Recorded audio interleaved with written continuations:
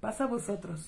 Continuamos con nuestra porción del libro de Éxodo, esta novena porción llamada Cuando alces. Y estamos ahora en nuestra segunda lectura. En esta porción va a tener el relato de el pecado del becerro de oro y sus consecuencias. Estamos en nuestro capítulo 31 a partir del versículo 18. Dice así: y le entregó a Moisés, cuando terminó de hablar con él en el monte Sinaí, las 2 tablas del testimonio, tablas de piedra inscritas con el dedo del Todopoderoso. Iniciamos nuestro capítulo 32, donde pues nos va a relatar esto del becerro. Dice verso 1: y vio el pueblo que demoraba Moisés de descender de la montaña, y se congregó el pueblo alrededor de Aarón, y le dijeron a él: levántate, haz para nosotros deidades. Deidades, o vamos a ver que piden como dirigentes o como ministros, y tenemos un porqué. Dice el verso: que vayan ante nosotros, porque este Moisés, el hombre que nos hizo ascender de la tierra de Egipto, no hemos sabido qué ha sido de él. Vemos entonces varios aspectos que hay que ir entendiendo. Veíamos en la porción los juicios, en el capítulo 24 hablábamos, o bueno, nos explicaba que Aarón y Hur se iban a quedar encargados mientras Moisés ascendía a recibir precisamente los juicios y lo demás de la ley. Pero vemos que a partir de aquí ya no nos habla para nada de Hur, ya no nos lo vuelve a mencionar. Lo vimos muy activo porque él le ayudó cuando fue la guerra contra Amalek. Aarón y Hur fueron los que sostuvieron las manos de Moisés. Y repito, lo vimos encargado, Moisés los deja encargados a ellos dos. Sin embargo, aquí nos va a relatar nada más de Aarón, ya a Hur no nos lo va a mencionar para nada. Entonces podemos entender, y no solamente porque lo diga yo, sino porque también así está registrado en la historia judía, no en la Biblia como tal, pero sí vemos que el pueblo llegó a tanta su desesperación o su deseo por tener alguien, ver a algo tangible que los, digamos, a quien se pudieran acercar, ya que no estaba Moisés, que cuando van con Hur y le dicen que ellos desean que les hagan algo, que los represente, que lo puedan ver, Hur les dice de plano definitivamente un no cortante y tajante, pero vemos el pueblo en su desesperación o en su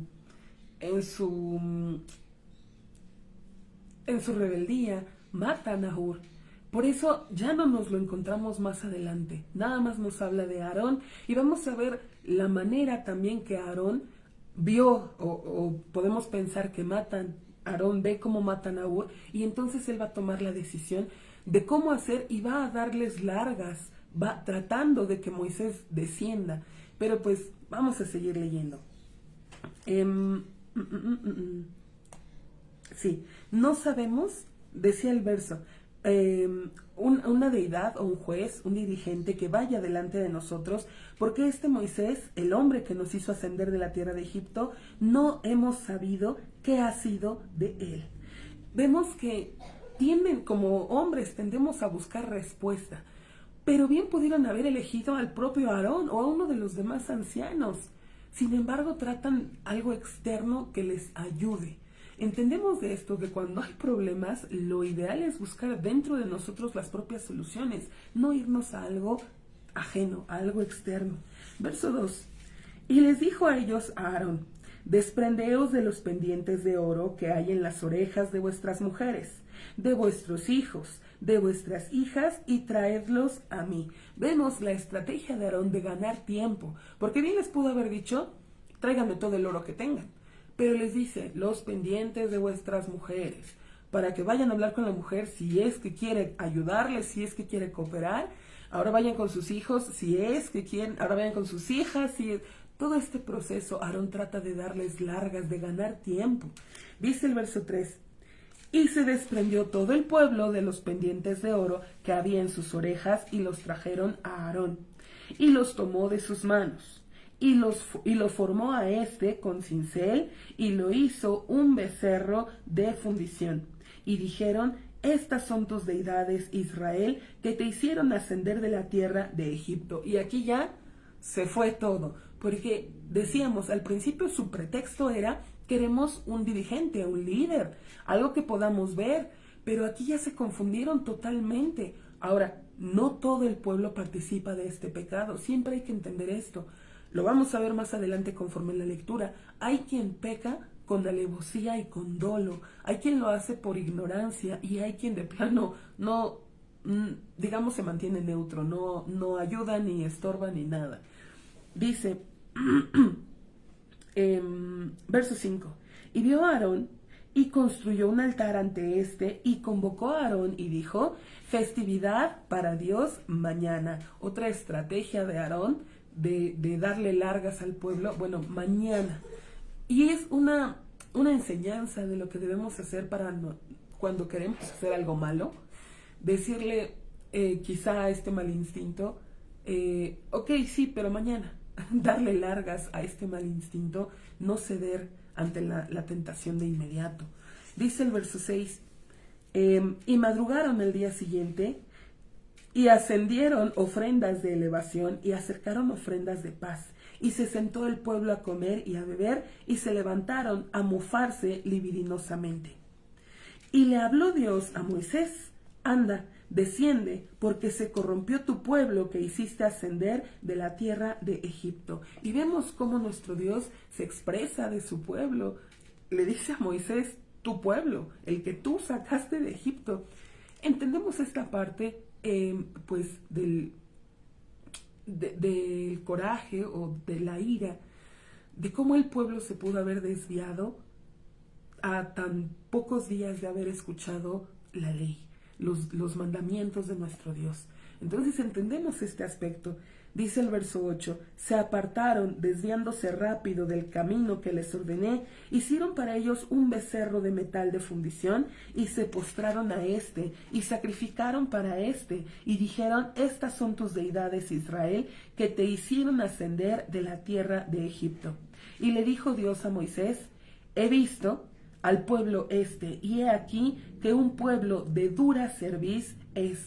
Quiere decir que voltea, no se niega a que lo guíen por el buen camino, no se deja guiar. Verso 10, y ahora desiste de mí, y arderá mi ira contra ellos, y los consumiré. ¿Por qué le dice desiste de mí? En la versión Reina Valera dice, permíteme que destruya este pueblo, que le haga mal a este pueblo, que mi ira se desate sobre este pueblo. La pregunta es, ¿por qué nuestro Dios le dice esto a Moisés? Permíteme, o aquí desiste de mí.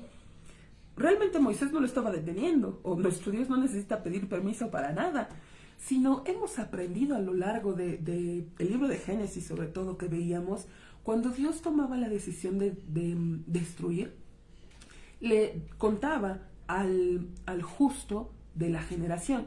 Lo vimos con Noé, lo vimos con Abraham y ahora lo vemos con Moisés. Pero ¿por qué lo hace? Y hemos explicado que es para que el hombre pida o ruegue a Dios por el pueblo.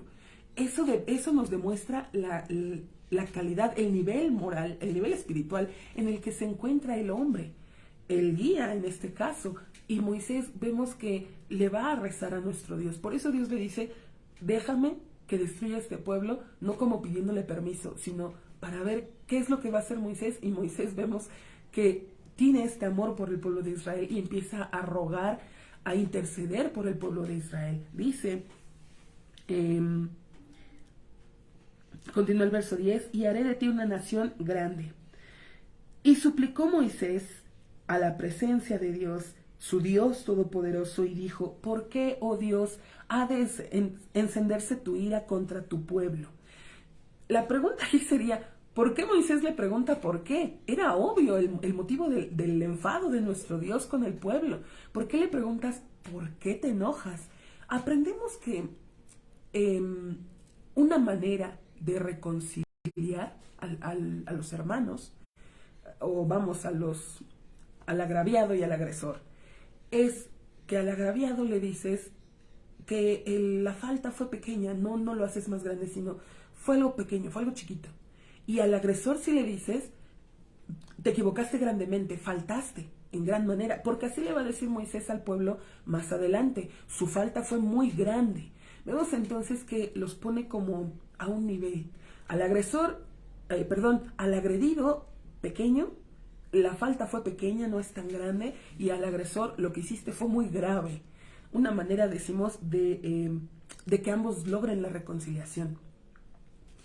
Dice, ¿y cómo le remarca Moisés tu pueblo, que tú sacaste de la tierra de Egipto?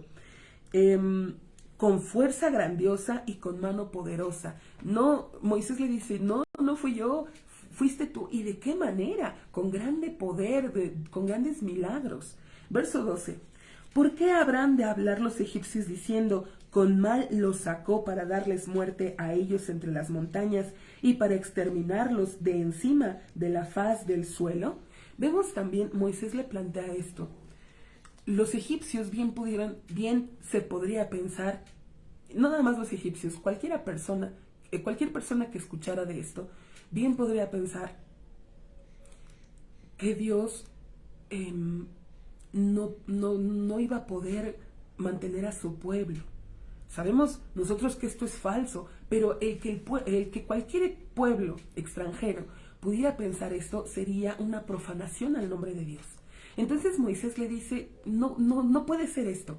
Las naciones deben entender y reconocer que hay un solo Dios verdadero, que es el creador de todo, la fuerza que sustenta todo y que lo puede hacer todo. No hay nada imposible para él. Entonces Moisés apela a este lado también de que no se profane el nombre de Dios.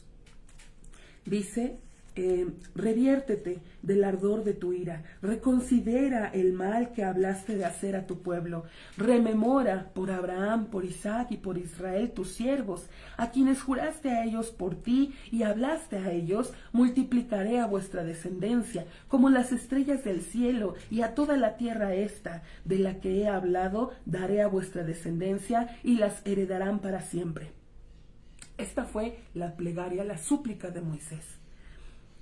Y revirtióse Dios del mal, el cual habló de hacer a su pueblo. Vemos que esta palabra revirtióse o arrepintióse, hemos mencionado con anterioridad que este tipo de estas ocasiones en que se habla de esta forma es para nuestro entendimiento. Ya lo dijo Samuel en su primer libro, en el capítulo 15, verso 29, Dios no se arrepiente, no es un hombre, no es como nosotros. Pero hemos visto que la Escritura lo marca de esta manera para entenderlo nosotros. Ahora, también podemos comprender que se expresa así, porque del decreto tan duro que había dado Dios, vino la plegaria de Moisés, y entonces va a anular ese decreto. Entendemos este proceso cuando hay decretos duros que nuestro Dios ha dictaminado sobre una persona, sobre un pueblo, sobre una nación. Nos debemos basar de la plegaria, del ruego, de la súplica, para que entonces se anule ese decreto.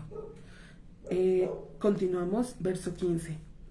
Y se tornó y descendió Moisés de la montaña con las 2 tablas del testimonio en su mano, tablas inscritas de los 2 lados de este y de este otro estaban inscritas. Y las tablas, obra del Todopoderoso eran, y la escritura del Todopoderoso era, grabada en las tablas. Y escuchó Josué a la voz del pueblo en su griterío sollozante. Recordemos que mientras Moisés subió, Josué también asciende con él, pero él se queda en cierto nivel y Moisés pues asciende más. Vemos esta nobleza de Josué. También es bueno recalcar esto, cómo Josué buscaba siempre estar con Moisés. Incluso más adelante nos lo va a narrar como su sirviente. Verso 17. Y escuchó Josué a la voz del pueblo en su griterío sollozante, y dijo a Moisés, sonido de guerra hay en el campamento. Josué en este punto se ve muy inocente. Piensa que es una guerra. Ya los atacó Amalek. Pero dice el verso 18, y le dijo, no es sonido de alaridos de fortalosos venciendo en la batalla, y tampoco no es sonido de alaridos de débiles que son derrotados. El sonido de alaridos de risas yo escucho. Y fue cuando se acercó al campamento y vio al becerro y las danzas, que se encendió la ira de Moisés, y arrojó de sus manos a las tablas, y las quebró a estas al pie del monte. Y nos podemos preguntar, ¿por qué, si nuestro Dios ya le había dicho lo que estaba aconteciendo con el pueblo, que habían hecho un ídolo y que lo estaban adorando, por qué entonces Moisés se esperó para romper las tablas? Y aprendemos entonces, puede ser que cometas pecado, pero la enseñanza, al menos no lo festejes, no te deleites en el pecado, porque eso es lo más grave.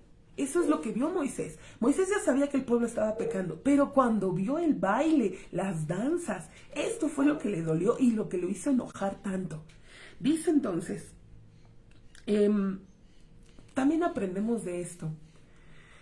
Lamentablemente, uno de los mayores errores de nuestra generación es que lo negativo lo vemos con esta música, con esta fiesta y con danza. Llámese novelas, llámese caricaturas, series, películas, canciones. Y lo positivo, lo que es la enseñanza, la transmitimos a regañadientes. De esta forma, bueno, lo negativo se va a quedar más profundo en uno y lo positivo pues se queda muy por encimita nada más. Digo, como consejo también tenemos esta parte. Ahora, ¿por qué Moisés? Entendemos que Moisés rompiera las tablas. Digo, consideró que el pueblo no estaba listo para tener la ley de Dios. ¿Pero por qué no se las quedó él? Bueno, también les quería transmitir esto. Ya que el pecado había sido con que querían ver algo, podía ser que vieran las tablas y entonces también pensaran que merecían adorarse. Esto lo trasladamos a nuestros días. La palabra de nuestro Dios, la Biblia, nuestro libro sagrado, es sagrado, pero no por sí. Trato de explicarme. Hay veces en que lo tomamos como un amuleto y ponemos la Biblia por allá, incluso abierta, y consideramos que eso nos va a traer protección. No, así no son las cosas.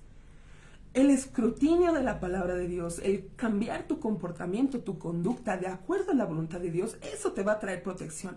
No dejar ahí nada más la Biblia arrumbada. Es también una enseñanza para nosotros. Dice el verso 20. Y tomó al becerro que hicieron y lo quemó en el fuego y lo molió hasta que quedó fino y lo esparció sobre la superficie de las aguas e hizo beberlas a los hijos de Israel. Esto que hizo Moisés de este polvo tan fino con el oro y que las da a beber, tiene un propósito también, porque va a venir un castigo dependiendo el nivel del pecado. Decíamos, cuando uno peca con alevosía, con dolo, con toda la intención, el castigo es mayor. Cuando uno peca, pero lo hace más con cierto temor, con arrepentimiento, también tiene un castigo, pero es un poco menor. Y hay quien decíamos, no, ni ayuda ni estorba para nada, también tiene su castigo en menor, porción. Verso 21. Y le dijo Moisés a Aarón, ¿qué te hizo a ti el pueblo que trajiste sobre él una falta tan grande? Y le dijo Aarón, no se encienda la ira de mi señor. Tú has conocido al pueblo, pues propenso al mal es. Desde Génesis veíamos que el corazón del hombre va de continuo, los pensamientos del hombre van de continuo al mal. Lo importante es hacer esta diferencia, el sabernos dominar. Es lo que nos hace diferentes de los animales. Mientras que ellos actúan por instinto, nosotros debemos tener este libre albedrío, este raciocinio.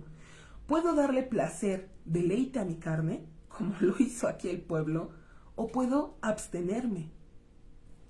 Dice el verso 23, y me dijeron a mí, haz para nosotros deidades que vayan ante nosotros, porque este Moisés, el hombre que nos hizo ascender de la tierra de Egipto, no hemos sabido qué ha sido de él. Y les dije a ellos, ¿con quién hay oro?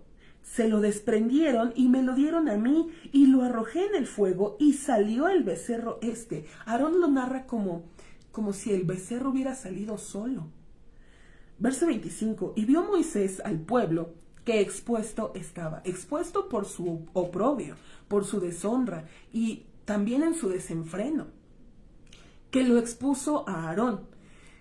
Quiere decir, Aarón está diciendo claramente, el pueblo fue así. Está dando a entender también que no hubo justos, no hubo quien le ayudara a Aarón a detener al pueblo. Por la mayoría, por la, ¿cómo se dice? Por la masa, la presión social, Aarón lo tuvo que hacer. Dice, para oprobio de sus levantadores. Es decir, para darle este mal nombre a su generación. Y verso 26, y se paró Moisés en el portón del campamento y dijo, quienes teman a Dios, que vengan a mí. Y se unieron a él todos los hijos de Leví. Bien, por la tribu de Leví. Verso 27, y les dijo a ellos, así ha dicho Dios, el Dios Todopoderoso de Israel.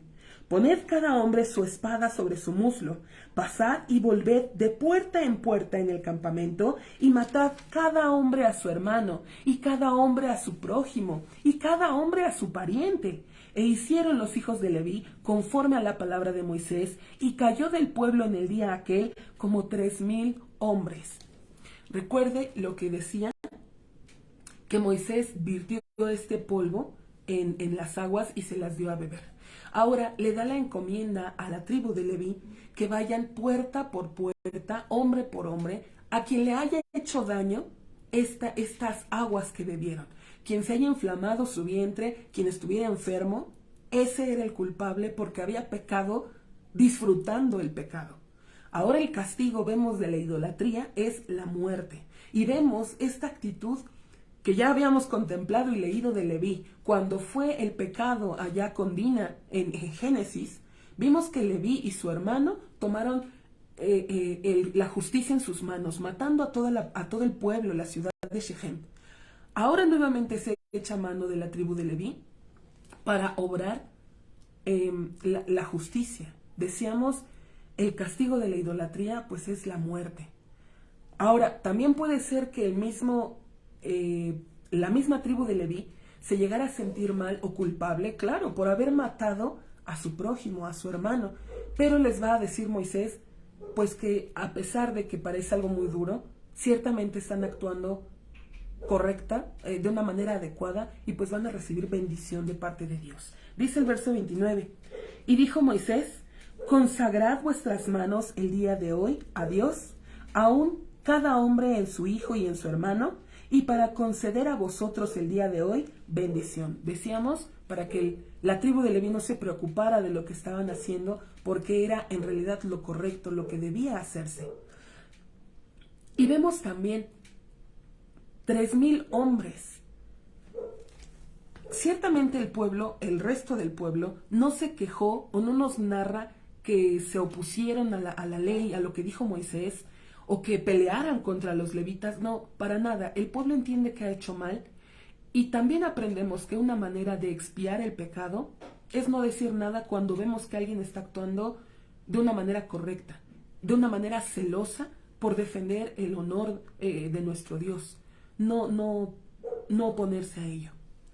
Dice el verso 30, y fue el día siguiente que dijo Moisés al pueblo, vosotros habéis pecado una falta grande, y ahora ascenderé a Dios, quizá podré conseguir expiación por vuestra falta. Y regresó Moisés a Dios, y dijo, te imploro, ha pecado el pueblo una falta grande, e hicieron para ellos deidades de oro. Y ahora, si perdonas su falta, mas si no, bórrame ahora de tu libro que has escrito. Si usted recuerda, decíamos que en la porción pasada no venía el nombre de Moisés. Vemos que en cierta manera sí fue borrado el nombre de Moisés del libro de nuestro Dios, porque decimos no aparece en una porción de la escritura. Desde que nace hasta que muere, esta es la única porción en la que no se menciona el nombre de Moisés. Vemos cómo pues cada uno se acarrea sus propios males. Moisés lo pidió así, bórrame de tu libro, y vemos que Dios, pues efectivamente, borra su nombre de una porción de la escritura. Dice el verso 33, y le dijo Dios a Moisés, aquel que haya pecado delante de mí, lo borraré de mi libro. Y ahora, anda, conduce al pueblo al lugar donde te he hablado a ti. He aquí mi ángel irá ante ti, y en el día de mi rememoración punitiva, rememoraré punitivamente sobre ellos su falta. Es decir, el pecado del becerro de oro no se eliminó, pero tampoco vino un castigo completo y todo sobre el pueblo. Vamos a ver que nuestro Dios lo fue como repartiendo en pagos.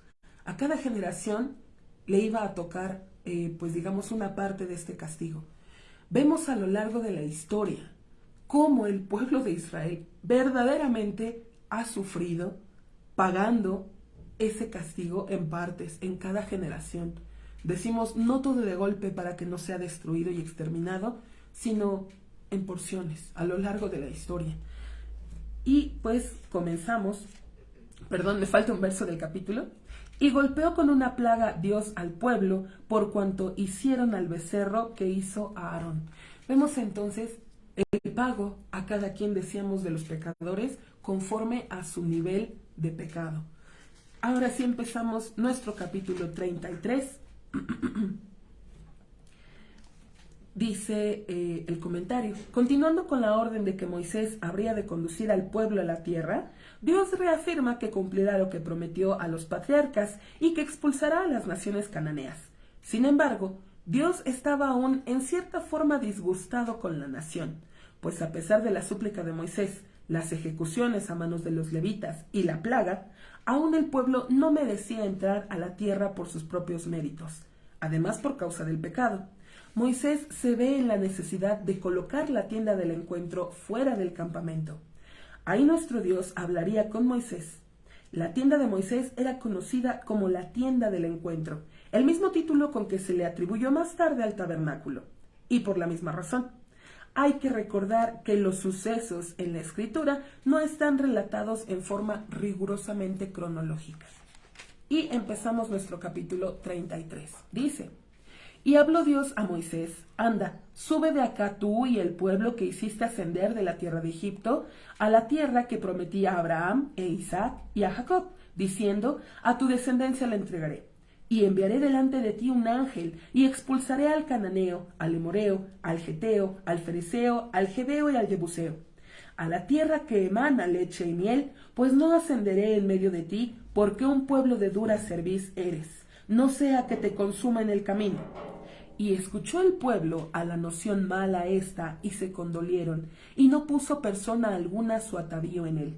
Y le dijo Dios a Moisés: di a los hijos de Israel: vosotros sois un pueblo de dura cerviz. En un instante únicamente ascendería en medio de ti, y te terminaría. Y ahora, quita tu atavío de encima de ti, y habré de saber qué haré contigo. Y se despojaron los hijos de Israel de sus atavíos desde el monte Horeb. Y Moisés había de tomar a la tienda y tenderla a ésta fuera del campamento, lejos del campamento.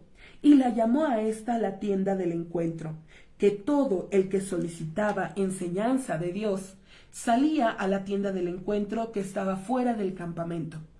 Y era que cuando salía Moisés a la tienda, se levantaba todo el pueblo y separaba a cada persona a la entrada de su tienda y miraban tras Moisés hasta que llegaba a la entrada de la tienda.